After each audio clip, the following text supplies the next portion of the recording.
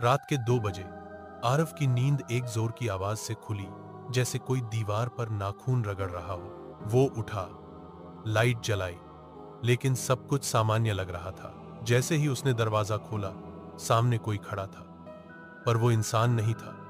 उसकी आंखें बिल्कुल काली थीं और वो मुस्कुरा रहा था। आरव ने तेजी से दरवाजा बंद किया, लेकिन कुछ ही सेकंड बाद दरवाजे के अंदर से खटखटाने की आवाज आई। अंदर से, क्योंकि जो बाहर था अब अंदर आ चुका था।